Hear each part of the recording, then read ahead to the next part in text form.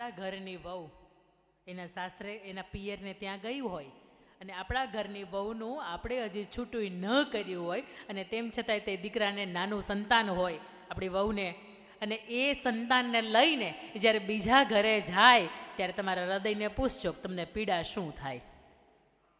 આ પીડા છે ને એ દરેક દીકરાના મા બાપને પીડા છે. અને કદાચ તમને ગવર્મેન્ટ તરફથી કાયદા તરફથી એવું હોય કે લિવ ઇન રિલેશનશીપમાં રહી શકાતું હોય, પણ એ કાયદાનો આપણને મળેલો જે કાયદો છે ને એનો એક પણ જાતનો ગેરઉપયોગ ન કરીએ, એ ખાસ દીકરા કે દીકરીને સમજવાની વાત છે. અને એમ કહેવાય કે સ્ત્રીઓ માટે કે ઘણી દીકરી એવા સત્વ લઈને બેઠી છે કે એક ભવની અંદર બીજો ભવ ન થાય. સમજુ કે તમને નથી પોસાતું, એની સાથે નથી બનતું, તો એટલી રાહ તો જોવો કે ડિવોર્સ થઈ જાય ત્યાં સુધી તો ઘરે રહ્યો.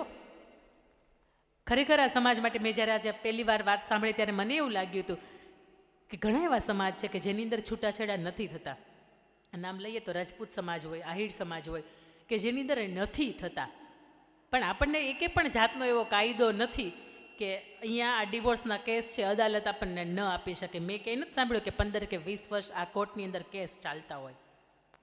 પણ ખાસ મેં તમને કહ્યું એમ કે આપણા દીકરાની વહુ એના પિયર ગઈ હોય, નાનું સંતાન સાથે હોય, અને દીકરાના વહુની યારે જે આપણા દીકરાના છૂટાછેડા ન થયા હોય અને એ દીકરાની વહુ કોઈ ત્રીજા ઘરે લગ્ન કરી લે ત્યારે એ પીડા દિલને કેટલી થતી હોય.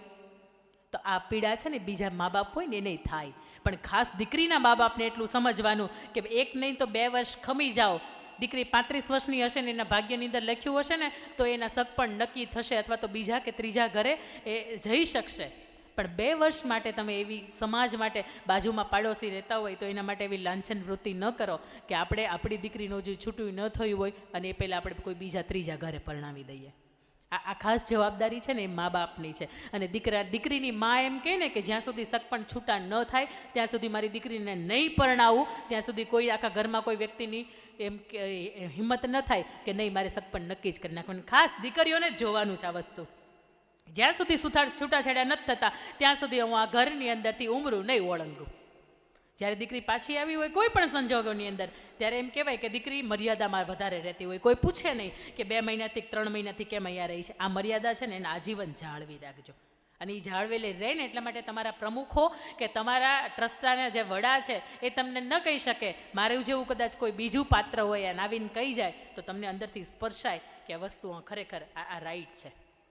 એટલે લિવ ઇન રિલેશનશીપનો આ કન્સેપ્ટ આપણને ભારત સરકારે કદાચ આપણા તરફથી આપ્યો છે, પણ ખાસ એનો ગેરઉપયોગ ન થાય ને એના માટે મા બાપ છે ને એની જવાબદારી. દીકરાની કદાચ 15, 17, 20, 25 વર્ષની ઉંમરે એની અણસમજ હોય, 22 વર્ષની ઉંમરે દીકરી યોગ્ય કે દીકરો યોગ્ય નિર્ણય ન લઈ શકે, પણ મા બાપ તો લઈ શકો ને. ખાસ મા એમ કે આમ ન થવું જોઈએ એટલે એ ન જ થાય. એના સિવાય કોઈ એવો સવાલ હોય? અંકિતાબેન એટલું જણાવવાનું કે અત્યારના સંજોગમાં માવતરના વારા શું કામ થવા જોઈએ? બહુ સરસ ને બહુ સચોટ વાત કરી. મેં તમને કહ્યું એમ કે હમણાં જે મેં માતૃવંદના કરાવી હતી ને એટલા માટે કરાવી હતી કે અહીંયા બેઠેલા 70 વર્ષના પુરુષ હતા ને એની આંખની અંદર તે મેં મા પ્રત્યેનો પ્રેમ જોયો હતો. આ પ્રેમ ઘટી ગયો છે અને ક્યાંક આની અંદર એમ કહેવાય કે નહિવત 1 કે 2% જ્યારે તમારું ઘરની અંદર ચાલતું બંધ થઈ જાય ને ત્યારે જીભ ઉપર કાબૂ રાખવો ને એ બહુ મહત્ત્વની વાત છે. આવા નહિવત 1 કે 2% કેસ હોય કે જ્યારે શરીર ચાલતું બંધ થઈ જાય ને ત્યારે જીભ નહીં ચાલતી બંધ કરી દેવાની. પણ એથી વિશેષ કે જ્યારે દીકરો એનો 40 વર્ષનો હોય, રોજ માને એક વખત ભેટીને જતો હોય કે માને પગે લાગીને જતો હોય, તો એ દીકરાના પરિવારની અંદર હું નથી માનતી કે એની અંદર કંઈ તારો કે વારો થાય. આ દીકરી રોજ અવળી બેઠી છે ને એના કદાચ અહીંયા છાત્રાલયમાં ભણતી હોય તોય તે એના મમ્મીનો ફોટો હાથમાં રાખે ને જેમ ભગવાનને પગે લાગે એમ આપણે માને અને બાપને રોજ આપણી પૂજાની અંદર મૂકીએ ને ત્યારે આ જીવનની અંદર આવા કેસ ન થાય. અને આ વાતની ચોક્કસ ગેરંટી. કોઈકને એમ લાગતું હોય ને કે મારા મા બાપ છે મોટા ભાઈને ભેગે કે નાના ભાઈને ભેગા રહે છે અને તમારું મંદિર હોય ને મંદિરની સાથે મા અને બાપનો ફોટો રાખજો. 1 મહિનો પગે લાગીને જોજો, તમને અંદરથી સમજાશે કે નહીં મારા મા બાપ અલગ અલગ ન થવો જોઈએ, મારા જ ઘરે રહેવા જોઈએ. આવા ઘણા પરિવાર મેં રાજકોટનો એક નાગર પરિવાર છે, બહુ શોર્ટમાં વાત કરું તમને કે આ માતૃવંદના મેં જે કરાવી તમને એવો એક એને વિડીયો જોયો હતો. નાગર પરિવારને એના જે 4 ભાઈઓ હતા એણે મને આખી પરિસ્થિતિ કહી ત્યારે મને ખબર પડી કે સવારની ઘરે એક મા બાપ જમે, એકની ઘરે બપોરે જમે, એકની ઘરે સાંજે જમે, અને એકને ત્યાં રહેવાનું ત્યાં ખાલી માત્ર પાણી જ પીવાનું. પણ ક્યાંક મને માતૃભાવના, જે માતૃવંદના છે એ સ્પર્શી ગઈ અને અમને સમજાણું કે આપણે પૈસા કમાવાની લાઈનની અંદર એટલા બધા આગળ નીકળી ગયા છે કે રાત્રે 1 વાગે આવીએ છીએ, આપણા મા બાપ નથી જમ્યા હોતા. રાત્રે 10 વાગે આવીએ ને ક્યારેક માને પૂછજો દીકરા તરીકે, મા તે જમી લીધું? એ નથી જમી હોતી, પણ તમે એને પૂછો ને કે મા તું જમી, તો એ તમને હા કે ના નહીં કે, પણ એ તમારી હાટુથી એની પેટ પૂજા એણે બાકી રાખી હોય. પણ એક દીકરા તરીકે કે દીકરી તરીકે મારા મા બાપ મારા ભગવાન છે. મા બાપથી વિશેષ કંઈ નથી, કારણ કે ભગવાનને તો મેં પછી જોયા, એની પહેલાં મેં મારી માને જોઈ છે. અને ભગવાન તો જીવનની અંદર થોડાકેય દુઃખ લખે, પણ મારી માએ, મારા બાપે મારા જીવનની અંદર ક્યારેય દુઃખ નથી લખ્યા. આવા પાત્રને આપણે સાચવી ન શકીએ ને તો દુનિયાની અંદર કોઈ પાત્રને આપણે થઈ ન શકીએ. જે માણસ માનો ન થઈ શકે ને એ કોઈનો ન થઈ શકે, જે માણસ બાપનો ન થઈ શકે એ ક્યારેય કોઈનો ન થઈ શકે. સવાલ. આ દરેક સમાજનો કેમ કહેવાય કે સળગતો પ્રશ્ન છે. અને આપણા મા બાપને, કેટલી દીકરીઓ એવી છે કે જેની પાસે ફોન છે? ફોન રાખો છો? તમારા પાસવર્ડ કેટલા મા બાપને ખબર છે? ખબર છે પાસવર્ડ આપણા. અને પહેલેથી કે દીકરીઓને મારી જેમ કે રોજ સવારમાં ઉઠીને બેગ લઈને નીકળી ન પડવાનું હોય, એટલે પાસવર્ડ ન રાખો ને તોય ચાલે. આપણો ફોન છે ને આપણી ચારિત્ર જેવો છે કે ફોન દુનિયાનો કોઈ પણ વ્યક્તિ ખોલે જા. મારું જીવન જેવું પારદર્શિક છે ને મારો ફોન એ પારદર્શી છે. અને આપણા મા બાપ બિચારા એટલા બધા ભોળા છે કે એને સ્નેપચેટમાં, એને ઇન્સ્ટાગ્રામમાં, એને વોટ્સઅપમાં, એને ફેસબુક મેસેન્જરમાં કાંઈ ખબર નથી પડતી. પણ એને ખબર નથી પડતી ને એટલે આપણને મળેલી જે સ્વતંત્રતા છે ને એ સ્વચ્છંદતામાં ન ફેરવાય ને ક્યાંક એ ન ભૂલાય. આપણે એમ કહ્યું હોય કે હું અહીંથી વઢવાણ જાઉં છું અને પછી ઓલી બાજુ કોઠારિયા થઈને તમે નીકળો, પણ નહીં. મા બાપને એટલો વિશ્વાસ હોવો જોઈએ કે મારી દીકરી મને કે મારો દીકરો મને અહીંયા કહીને ગયો છે ને એટલે ત્યાંથી જ નીકળે.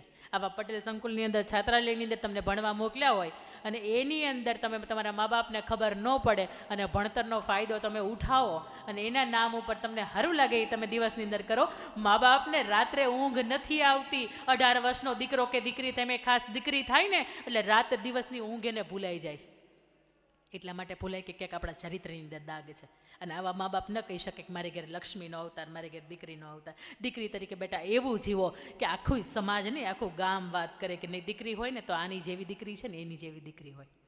જીવનની અંદર સુખ અને દુઃખ આવે અને જીવનની અંદર કદાચ આપણે નોકિયા ફોન વાપરતા હોય ને આપણને કોઈ સામેવાળો વ્યક્તિ એમ કે હું તને સોનાની ફ્રેમવાળો આઈફોન ગિફ્ટ કરું છું, ભાઈ રાખ તારી પાસે, મારામાં એટલી મહેનત કરવાની તાકાત છે કે હું કમાઈ લઈશ. અને આવી પૈસા કે સમૃદ્ધિ કે 2-5 ડ્રેસ કે 1 જોડી ચપ્પલ કે વધીને સારી કંપનીનો મોબાઈલ, એની હાટુથી આ સરસ મજાનો ચરિત્રસભર જે જીવન મળ્યું છે ને એને દાવ ઉપર નહીં મૂકતા. કારણ કે ચરિત્ર ખોવાનું તો જગની અંદર કાંઈ તમારી પાસે સમૃદ્ધિ નથી. ઇજ્જત છે ને એ સર્વોપરી છે. એટલે મેં કહ્યું એમ કે આંતરજ્ઞાતિની ક્યારેય વિરોધ નથી. ગમતું પાત્ર હોય, તમે આઈએએસ ઓફિસર હોય સામે ગમતું પાત્ર આઈએએસ ઓફિસર આપણા જ જ્ઞાતિ જાતિનું હોય તો મા બાપને ના ન હોય. પણ એક વખત પ્રેમ થઈ જાય ને એ પહેલાં પાત્ર તો દેખાય ને, મોઢું તો દેખાય ને. એને પૂછી લેવાનું કે તારું નામ સલમાન છે કે તારું નામ સૂરજ છે. ત્યાંથી ખબર પડી જાય કે આપણને અહીંયા આપણે જાવું કે નહીં. આપણો સમાજ છે ને એ આપણને રોકે છે, આપણને ટોકે છે. અને મા બાપ ઘરના નથી ગમતા ને જે દીકરા અને દીકરીઓને એટલું એટલું યાદ રાખજો કે દીકરા અને દીકરી ક્યાં કેવા વિરોધ રસ્તે છે કે જેને લીધે આપણે મા બાપને આપણને શિખામણ નથી ગમતી. બાકી બા આપણને રોકે, બા આપણને ટોકે, બા આપણા કપડા ઉપર આપણને ટીકા કરે તો આપણને ગમવી જ જોઈએ. મેં કહ્યું એમ કે આદર્શ દીકરી કે આદર્શ નારી એને કહેવાય કે એના કપડાની ક્યારેય મર્યાદા ન ઓળંગે, એની વાણીની અંદર ક્યારેય મર્યાદા ન ઓળંગે. આને આજનો યુવાન કહેવાય. અને યુવાન તરીકે એવું થનગનતું જીવન જીવીને જાઓ ને કે કદાચ નાની ઉંમરે 25 વર્ષે ભગવાનને પ્યારા થઈ જાઓ ને તો તમારા નામના ગામની અંદર સ્ટેચ્યુ બને, તમારા નામની મૂર્તિઓ બને. જેમ 21 વર્ષનો જશવંતસિંહ રાવત એના માથાનો એક આજે ભાગ પૂજાય છે, એમાં આપણે એવું જીવન બનાવીએ કે આપણે પૂજનીય જીવન. કોઈ વ્યક્તિ આપણને મા બાપ, અને એમાંય આપણા મા બાપને કોઈ એમ કે આની દીકરી આવું કર્યું, મા બાપને પૂછજો જ ખરા. કદાચ કોઈ અગ્નિ આપે ને તોય તકલીફ ન થાય કે જેટલું અંદરથી એટલું શરીર હળગતું હોય. એ જીવતી લાશ જ હોય.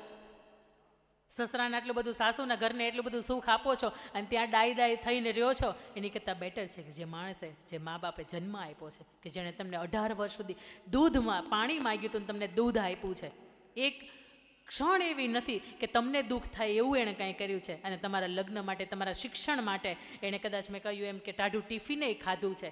તો એ મા બાપને લાંછન ન લાગે એવું ખાસ દીકરી તરીકે જીવન જીવીને જજો ને એવી ખાસ અહીંયા યુવતીઓને મારી ખાસ ભલામણ છે. અને લગ્ન થયા પછી દીકરી તરીકે સાસરિયાની અંદર બેટા સમાઈ જવાનું હોય, કારણ કે જ્યાંથી ડોલી ઉઠે ને ત્યાંથી અસ્થિ ઉઠે ને તો એમાં મા બાપની ઇજ્જત સચવાયેલી રહે. અંકિતાબેન, એક પ્રશ્ન કરવા માંગુ છું કે ચારિત્રવાન હોવા છતાં હીન કહેવાવાળા સામે અવાજ કેવી રીતે ઉઠાવવો? સબસે બડા રોગ ક્યાં કહેગે લોગ. આપણને ખબર છે કે આપણે સોનાના છીએ. સોનું 24 કેરેટ સોનું હશે ને એની શુદ્ધતાનું ક્યારેય પ્રમાણ નહીં આપે. ડાયમંડ હોય ને એ અંધારાની અંદર પડ્યો હોય ને તો એનું અંદરનું મેં તમને કહ્યું એમ કે તે જ જગારા મારતું હોય. અને ગામ એમ કે આનું આવું છે, આનું તેવું છે. ગામ આપણને સર્ટિફિકેટ આપે, એ સર્ટિફિકેટથી આપણે જીવવાનું નથી. આપણે જેવા છીએ આપણને ખબર છે. આપણો અરીસો આપણને બતાવે છે કે તું આ જ રસ્તા ઉપર ચાલે છે. ઇનફ. સમાજ છે, તમે ગમે એટલું સારું કરશો. આદરણીય મોદી સાહેબ આપણા વડાપ્રધાન ખૂબ સારું કર્યું છે છેલ્લા 10 વર્ષની અંદર. તેમ છતાં એક વર્ગ છે કે જેને સારી રીતે જોવો જ નથી. સમાજની અંદર એક વર્ગ એવો છે કે જેણે આપણને આવું જ બોલવું છે. ગમે એટલું તમે સારું કરશો તેમ છતાંય તમને ટીકા જ કરવી, તમને ટેકો નથી કરવો, તો પછી એ વર્ગને આંખ આડા જેમ કાન કરીએ ને એમ જેમ કરી દેવાનું. એવું માનવાનું કે હું જે કરું છું એ સાચું છે, હું જે કરું છું મારા સમાજની ભલાઈ માટે છે, મારા મા બાપ મને જાણે છે કે હું જે કરું છું એ સાચું છે. બસ એનાથી વિશેષ સમાજને તમને સર્ટિફિકેટ આપવાની એને જરૂરિયાત લાગતી હોય, પણ એ સર્ટિફિકેટ જ્યારે તમે માથે ટીંગાડો છો ત્યારે તમને દુઃખ થાય છે ને. એના પછી કોઈ વિશેષ સવાલ એવો હોય? અંકિતાબેન, એક પ્રશ્ન છે. એટલે આ તો સમાજ, આખા સમાજનો છે. બાળક મોટું થાય એટલે એવો પ્રશ્ન કરે છે કે તમે અમારી માટે શું કર્યું, તો એ મા બાપને એને શું જવાબ આપો? આના માટે શ્રેષ્ઠ કદાચ આપણી પાસે LCD હતી, મને ખ્યાલ નહોતો. તમે યુટ્યુબમાં મારી અભણ માં તરીકેની એક 3 મિનિટની એક શોર્ટ મૂવી છે, અને જો શક્ય રહે તો હું ત્યાં ટ્રાન્સફર કરું કે અહીંથી તમે ઊભા થાવ ને એ પહેલાં તમને દેખાશે. ત્યારે એ દીકરાને કે દીકરીને રિયલાઇઝ થશે કે ખરેખર આપણા મા અને ખરેખર આપણા બાપે આપણા માટે શું કર્યું છે. અને એક વખત આપણે જે અભણનો દરજ્જો આપી દઈએ છીએ ને એ પહેલાં વિચારીએ કે મા ભોળી છે, અને ભોળપણને આપણે અભણનો દરજ્જો આપીએ છીએ. એટલે ચલો અત્યારે હું પ્રયત્ન કરું જ કે અહીંયા LCD આપણી પાસે છે તો એ 3 મિનિટનો જે નાનકડો વિડીયો છે ને એ આપણી સમક્ષ હું અહીંયા છું ત્યાં સુધીમાં પ્લે થાય, ત્યારે સમજાશે રિયલમાં કે ખરેખર મા આપણી અભણ નથી કે બાપ આપણા અભણ નથી. એણે જે કર્યું છે ને એને ખબર પડતી. ઘણી વખત આપણે યુવાન તરીકે આપણે એમ કંઈક તને કંઈ ખબર નથી પડતી, માં તું કંઈ બોલમાં. એટલે આ ભાઈ એને ખબર પડતી હતી ને એટલે જ તમારા જીવનને એને ઉજળા બનાવ્યા છે. એને ઊંચી હીલના સેન્ડલ પહેરીને, કાળા કલરનું પર્સ લગાવીને, ટી-શર્ટ ને જીન્સ પહેરીને બહાર જવાની ખબર પડતી હોત ને તો તમારા જીવનની અંદર એને આટલો બધો સંઘર્ષ ન આપ્યો હોત. એ આજે 200 રૂપિયાની સાડી પહેરે છે એટલા માટે કે તમે 500 રૂપિયાના કપડાં પહેરી શકો. આજે એટલા માટે ઘરે રહે છે કે તમને સરસ મજાનું 2 વાગે સ્કૂલેથી આવો ને તો સરસ રીતે જમાડી શકે. એટલે એમના સંઘર્ષની સામે જ્યારે આપણે એમ કહીએ કે તે હું કર્યું, એ આપણી મૂર્ખતા કહેવાય કે આપણે એને એવું કહ્યું કે પહેલાં તો એ જ કે આપણે જે જન્મ આપ્યો છે ને એટલે આપણે આવું બોલતા શીખ્યા. ખાતા, બેસતા, ઉઠતા, કોની સામે કેમ બોલતા, નાવાની ખબર નહોતી પડતી. અને એનાથી વિશેષ કે 2 વર્ષના હતા ત્યારે પોટી પીપી કરવાની ખબર નહોતી પડતી, ત્યારે માએ શીખવાડ્યું છે કે બેટા આવી રીતે ધોવાય, આવી રીતે બોલાય, આવી રીતે સુવાય. અને એને માને કે મા બાપને આપણે એવું કહીએ કે તમે મને આપ્યું શું, ત્યારે સમજવાનું કે આવડો મોટો દેહ મળ્યો ને કોના તરફથી મળ્યો? ભગવાને ડાયરેક્ટ આપણું પ્રાગટ્ય કરાવ્યું છે. એનાથી કોઈ વિશેષ સવાલ? અંકિતાબેન, આપે જે કહ્યું ને કે દીકરીઓને પૂછવું યાદ, ભાઈ દીકરો હોય ને કે સલમાન છે કે સૂરજ, પણ ઘણી વખતે સલમાન છે એ સૂરજ બનીને આવે છે, બરાબર?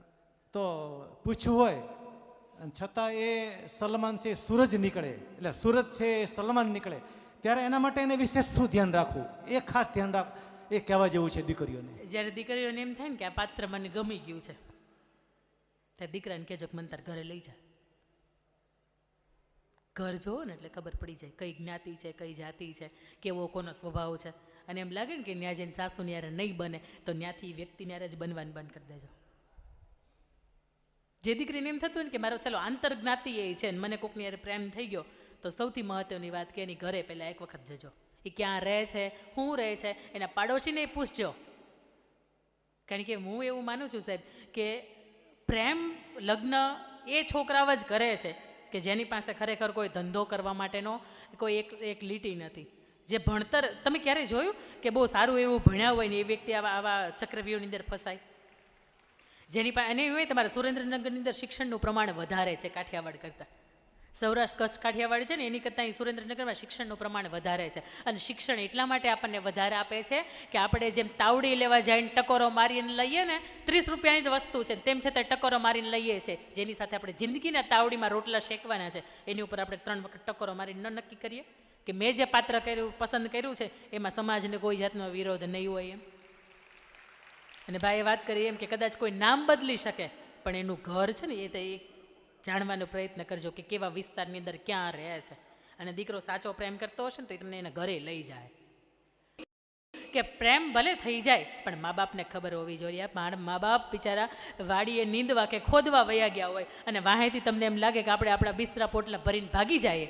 આ કયો રીત છે? જ્યારે તમારું આગમન થવા નહોતું ને ત્યારે મા બાપને 9 મહિનાથી ઊંઘ નહોતી આવતી કે આવશે ને તો દીકરો આવશે કે દીકરી આવશે, હું એને કેમ સજાવીશ, એના માટે હું શું કરીશ. અને જ્યારે આવો વિચાર આવે ને ત્યારે એક વખત વિચારજો કે મેં મારા મા બાપ માટે શું કર્યું. જ્યારે કર્ણ હતો ને એ પરશુરામના પગ દબાવતો હતો ને ત્યારે એને એક ભમરો કર્યો હતો. ભમરાએ એને ખૂબ લોહી કાઢી નાખ્યું હતું. તેમ છતાંય તે પરશુરામ એના ગુરુ હતા, એની સેવામાં હતો એટલે પોતાને પીડા ન થઈ. આપણે કદાચ મા બાપની આટલી હદ સુધી તો સેવા નથી કરવાના, પણ જ્યાં સુધી આપણે મા બાપના સાનિધ્યમાં છીએ ને ત્યાં સુધી એ જીવવા જેવો સમય છે. મેં કહ્યું એમ કે જ્યાં સુધી ફોટાની પાછળ માનો કે બાપનો ફોટો લાગી જાય છે ને પછી એક વખત પ્રેમથી માથે હાથ ફેરવવા માટે નથી આવતા. એટલે ખાસ દીકરીઓને મારા દીકરાને સૌથી છેલ્લે અંતમાં એ કહેવું છે કે બેટા યુવાની એવી થનગનતી જીવીને જાજો, એવા મજાના કામ કરીને જાજો કે તમને કોઈ ઇજ્જતથી યાદ કરે. તમારા નામ ઉપર કલંક રાખે ને મા બાપને સમાજને કલંક લાગે એવા ઘટના 1 કે 2 જ બની હોય પણ એ બેની હાટુથી બીજા આપણા મા બાપ કે બીજા આપણા નાના ભાઈ બહેન હોય એમના એ શિક્ષણ અટકી જાય એવું જીવન નહીં જીવતા. ફરીથી આપ સૌનો ખૂબ ખૂબ આભાર. અહીંયા દિલીપભાઈના માધ્યમ થકી અહીંયા પહોંચી શકાયું, અહીંયા આવી શકાયું, આપની સાથે મજાનો સંવાદ સાધી શકાયો એ માટે પણ મારી જાતને સૌભાગ્યશાળી ગણું છું. અને માતાજીના ખૂબ આશીર્વાદ કે તબિયત નરમ એક પ્રશ્ન પૂછી. આપે જે સામાજિક સમરસતા અને જે કુટુંબ ભાવનાની વાત કરી, મને જે ઘણા બધા શ્રોતાને સાંભળ્યું છે, ઘણા બધા પુસ્તકમાં પણ વાંચ્યું છે, તો પરિવારમાં જે પ્રશ્નો ઉપસ્થિત થાય છે એ પરિવારનો જે મળવાનો ક્રમ નથી ને, એટલે 15 દિવસે મહિને કદાચ આપે જે પ્રશ્નોત્તરી કરી એમાં આપણે હાથ ઊંચા કરાવીને પૂછીએ કે પરિવારના 5 લોકો 10 લોકો, પરિવારે નાનો થઈ ગયો છે હવે, પણ એમને પૂછીએ કે ક્યારે તમે સાથે બેસી અને વાતો કરો છો, તો આવું કરવા માટે શું કરી શકાય.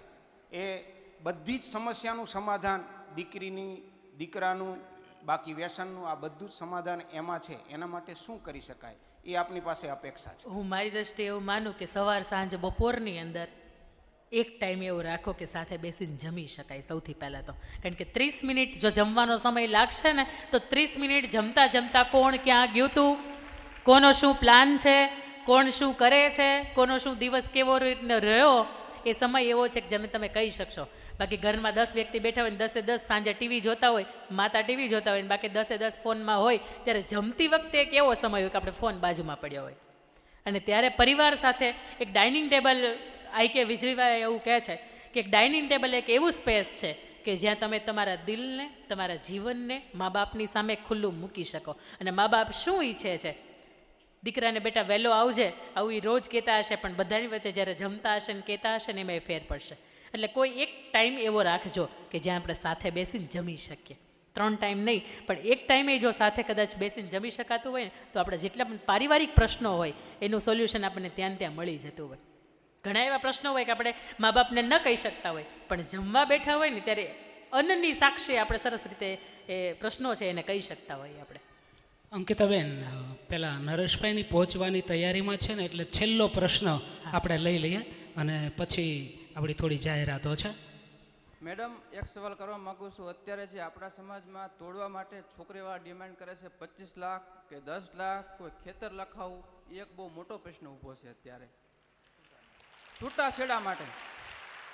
પહેલાંનો સમય એવો હતો કે દહેજ પ્રથા હતી, પણ અત્યારે તો હું એમ કહું છું કે દીકરી સાસરે જાય છે, 2 વર્ષ રહે છે, તો 2 વર્ષની અંદર દીકરી તમારે કમાઈને ત્યાં શું દીધું? સસરાની ઘરે દીકરીએ કમાઈને શું દીધું? 2 લાખ રૂપિયા દીધા, 15 લાખ રૂપિયા દીધા, એક ખેતર આખું આવી જાય એવું કમાણી કરીને દીધી. આપણી દીકરીએ જેટલું ત્યાં જઈને કમાણી કરી હોય, કદાચ ગવર્મેન્ટ ઓફિસર હોય અને ત્યાં જઈને એણે 5 કે 25 લાખની કમાણી કરી હોય ને, તો દીકરીના મા બાપ તરીકે 25 લાખ રૂપિયાનો જ હક છે. તમે જેટલો કરિયાવર આપ્યો તો એટલો જ કરિયાવર લેવાનો હક છે. કદાચ કાયદો XYZ જે કહેતો હોય, પણ માનવતા આપણી એવું કહે છે કે આપણી દીકરીને જેટલું આપ્યું હતું અને સાસરે ગઈ હતી તો બસ એટલું જ લેવાનો આપણો અધિકાર છે. કારણ કે અણહકનું જે દી આવશે ને, જેથી ઘરની અંદર 5 કે 15 લાખ વધારાના 25 લાખ આવશે ને, તે દિવસે એ પરિવારની અંદર ધનોત પનોત નીકળી જતા હોય. કારણ કે એ મહેનતનો પરસેવો નહોતો હોતો. અને બીજું કે સામેવાળા જ્યારે છૂટું કરવા માટે એટલા પૈસા એક જ કેમ 5 વર્ષ લ્યો ને, કે ભાઈ અમારો વાક નથી, બરાબર છે, તો 5 વર્ષ પછી તમે છૂટું કરજો. પૈસું એક જ કેમ માધ્યમ આવે છે? આ ભાઈ વાત કરી કે હમણાં ખેતર લખાવવા પડે, સોનું જેટલું આપ્યું હોય એટલું ડબલ આપવું પડે. જ્યારે આપણી ઘરે પ્રશ્ન થાય ને, આપણે વહુને જ્યારે દેવું પડતું હોય ને ત્યારે તકલીફ થાય. એટલે આપણી દીકરી સાસરે જઈને જેટલું લઈને ગઈ હતી ને એની સવાયું ન લેવાય.